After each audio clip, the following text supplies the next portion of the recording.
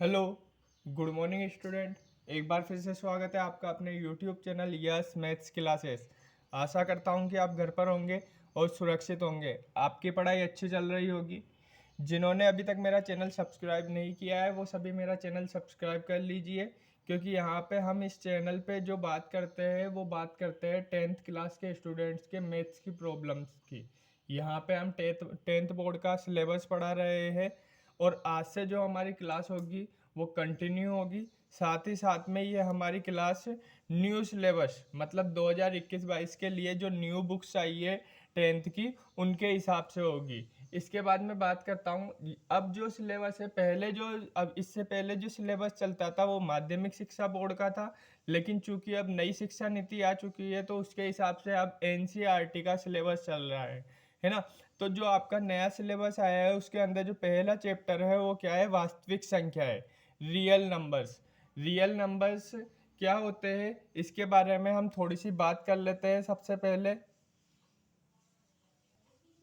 तो देखो, हमारे पास जो संख्या होती है वो दो तरीके की होती है। एक तो होती है वास्तविक संख्या और एक होती है काल्पनिक संख्या। देखो, वास्तविक संख्या तो जो भी संख्या है आज तक आपने देखी है, मतलब वो बटा बटी की हो, वो परिमेय हो, अपरिमेय हो, भिन्न के रूप में हो, मिश्र भिन्न के रूप में हो, उचित भिन्न हो, अनुचित भिन्न हो, ऋणात्मक हो, धनात्मक हो, पॉइंट के रूप में हो, कोई सी भी संख्या हो, जो भी संख्या आज दिन तक आपने पढ़ी है, यहाँ तक कि रूढ़ के अंदर भी, वो सारी संख्याएं क्या कहलाती है, वास्तविक संख्या कहलाती है। लेकिन काल्पनिक संख्या क्या होती है, तो देखो काल्पनिक संख्या क्या होगी, यदि रूढ़ के अंदर कोई भी संख्या काई के अंदर रूढ़ में आए और साथ ही साथ में कोई माइनस के रूप में आ जाए, जैसे रूढ़ में मैंने लिख दिया -4 या 2, कुछ भी लिख दिया मैंने, तो ये जो सब संख्याएं होगी, ये सब संख्याएं रूढ़ के अंदर जो भी माइनस में संख्या आती है उसे क्या बोलते हैं हम, काल्पनिक संख्या कहते हैं, है ना। अब यहाँ पे वास्तविक संख्या जो होती है इसे हम बहुत सारे अलग अलग भागों में बांटते हैं, लेकिन जो मेन पार्ट है जिसकी मैं बात करना चाहता हूँ वो क्या है, इसे हम सम संख्या, विषम संख्या और सहभाज्य संख्या के रूप में बांटते हैं। तो सम संख्या क्या होती है, विषम संख्या क्या होती है और सहभाज्य संख्या क्या होती है, इसकी बात कर लेते हैं। तो सम संख्या क्या होती है, ऐसी संख्या जिसमें दो का पूरा पूरा भाग जाए। जिसमें दो का पूरा पूरा भाग, ये मेरे हिसाब से आप समझ भी चुके होंगे पहले। और इकाई का अंक क्या हो उस संख्या में, 0, 2, 4, 6, 8, तो उसे हम क्या बोलते हैं, सम संख्या कहते हैं। विषम संख्या किसे कहते हैं, ऐसी संख्या जिसमें इकाई का अंक 1, 3, 5, 7, 9 हो तथा जिसमें दो का पूरा पूरा भाग नहीं जाए। दो का भाग चल गया तो सम और दो का भाग नहीं गया तो विषम। सहभाज्य संख्या क्या होती है, इसे आप जरूर याद रखना, क्योंकि जब हम गुणनखंड विधि किसी भी संख्या के गुणनखंड करते हैं तो वहां पे हम सहभाज्य संख्या को ही काम में लेते हैं। तो ऐसी संख्या, और ये इंपॉर्टेंट भी है, ये आपके पूरी बुक में काम आएगी। तो ऐसी संख्या जिसमें एक व स्वयं के अतिरिक्त किसी अन्य संख्या का भाग नहीं जाए, मतलब या तो एक का भाग दे सकते हैं हम या स्वयं का भाग दे सकते हैं, उसे क्या बोलते हैं, सहभाज्य संख्या कहते हैं।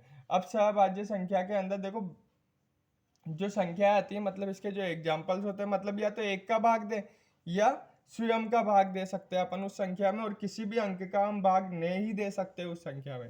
तो जैसे 2 है, 2 में आप एक का भाग दे सकते हो या स्वयं का दे सकते हो। 3 है, 5 है, 7 है, 11 है, 13 है, 17, 19, 23, 29, 33, 37, 41, 43, ETC, मतलब ऐसे ये आगे चलती रहती है। अब देखो एक चीज मैं बता देता हूँ आपको कि एक जो होती है उसे हम क्या बोलते हैं, सहभाज्य संख्या नहीं कहते हैं। एक को सहभाज्य संख्या इसलिए नहीं बोला जाता क्योंकि इसके अंदर जब हम स्वयं का भाग देते हैं तो भी हम एक का ही भाग देंगे, और जब हम एक में एक का, क्योंकि एक का भाग दे सकते हैं ना, तो भी हम एक का ही भाग दे रहे हैं, मतलब ये कहीं से भी सिर्फ एक ही नियम फॉलो कर पा रहा है, क्योंकि इसमें सिर्फ एक का ही भाग दिया जा सकता है ना। इसके बाद बात आती है सेकंड नोट में, ये मैंने आपको बता भी दिया है, गुणनखंड विधि में सहभाज्य संख्या का ही क्या किया जाता है, प्रयोग किया जाता है। ये आपका संख्याओं के बारे में कुछ महत्वपूर्ण परिभाषाएं थी। इसकी पीडीएफ मैं आपको डिस्क्रिप्शन में दे दूंगा, जहां से आप डाउनलोड कर लेना। इसके अलावा आप मेरा जो टेलीग्राम चैनल है यस मैथ्स क्लासेस के नाम से, वहां से भी आप इसे डाउनलोड कर सकते हैं, वहां पे भी मैं आपको ये अवेलेबल करवा दूंगा। इसके बाद बात आती है हमारा जो फर्स्ट चैप्टर है, फर्स्ट चैप्टर है वास्तविक संख्याएं। उसके अंदर हम जो इसकी एक्सरसाइज है, एक्सरसाइज कौन सी इसकी 1.1, उसे हम स्टार्ट कर रहे हैं। उसके अंदर जो आपके सबसे पहला टॉपिक आता है वो क्या आता है, एलसीएम और एचसीएफ। देखो एलसीएम क्या होता है, सबसे पहली चीज तो ये आती है, तो इसे हम क्या बोलते हैं, लघुत्तम समापवर्त्य, लघुत्तम समापवर्त्य। और जो एचसीएफ होता है उसे हम क्या बोलते हैं, महत्तम समापवर्त्य, महत्तम समापवर्त्य। ये निकालना आपको सिखाया जाएगा 1.1 के अंदर। तो हम इसका कुछ एग्जाम्पल लेते हैं। उससे पहले मैं आपको एक चीज़ बता देता हूँ, एलसीएम और एचसीएफ। एलसीएम और एचसीएफ निकालने के लिए हम जो विधि काम में लेते हैं वो कौन सी होती है, गुणनखंड विधि, गुणनखंड विधि। और इसके अलावा जो आपका एचसीएफ होता है, सिर्फ मैं एचसीएफ की बात कर रहा हूँ, तो इसके लिए एक विधि और काम में आती है जिसे बोलते हैं यूक्लिड विभाजन एल्गोरिथ्म। अब ये यूक्लिड विभाजन एल्गोरिथ्म में क्या होती है, इसके अंदर क्या किया जाता है, विभाजन करके, मतलब भाग देकर हम क्या करते हैं, एचसीएफ निकालते हैं। तो आज जो हम बात करेंगे वो अपन इस यूक्लिड विभाजन एल्गोरिथ्म से एचसीएफ निकालने की बात करेंगे। उससे पहले जो आपको पता होना चाहिए वो मेन चीज क्या है, आपने एक सूत्र पढ़ा होगा 8वीं के अंदर, कलन सूत्र। कलन सूत्र क्या होता है, ये सूत्र आप जरूर याद रखना, ये काम में आएगा हमारे। भाज्य बराबर भाजक इंटू भागफल प्लस शेषफल। ये वाला सूत्र आप जानते भी होंगे। आपको ये भी पता होगा कि भाजक क्या होता है, भागफल क्या होता है, भाज्य क्या होता है और शेषफल क्या होता है। भाज्य क्या होता है, जिस भी संख्या में भाग दिया जाता है। और भाजक क्या होता है, जिस भी संख्या का भाग दिया जाता है। भागफल क्या होता है, भाग देने पे जो प्राप्त होता है। शेषफल क्या होता है, जो भी शेष बचता है। अब यहाँ पे हम कलन विधि से, यूक्लिड विभाजन एल्गोरिथ्म से एचसीएफ निकालने के लिए एक क्वेश्चन लेते हैं। एक्सरसाइज फर्स्ट का पहला क्वेश्चन ले रहा हूँ मैं, पहले का पहला क्वेश्चन, जिसके अंदर आपको क्वेश्चन दे रखा है 135 और 225। अब आपको करना क्या है, इसके अंदर इस विधि से आप कैसे क्या एचसीएफ निकालते हैं। तो देखो आपको क्या करना है, आपको दो संख्याएं दी गई है और उसका एचसीएफ पूछा जाएगा। और एचसीएफ पूछा गया है और कौन सी विधि से, यूक्लिड विभाजन एल्गोरिथ्म से। तो करते कैसे, ये जो दो संख्याएं दी हुई है इसके अंदर एक बड़ी संख्या होगी, एक छोटी संख्या होगी। तो बड़ी संख्या में छोटी संख्या का भाग दे देना है। तो 225 में हम 135 का भाग दे देंगे। तो 135 का भाग 225 में एक बार ही जाएगा, तो कितने बच जाएंगे, 0। यहाँ पे कितने बचेंगे, 9। ठीक है। इसके बाद ये जो 90 बच रहा है शेषफल। अब जो भी शेषफल बचेगा, ये पहले क्या था, भाजक था। इस भाजक को अब क्या बना देना है, भाज्य। मतलब जो भी शेषफल बचेगा उसके अंदर पहले वाले भाजक का भाग देना है। तो 90 का 35 में भाग देंगे, 90 एकम 90, एक बार भाग जाएगा। कितना शेषफल बच जाएगा, 45।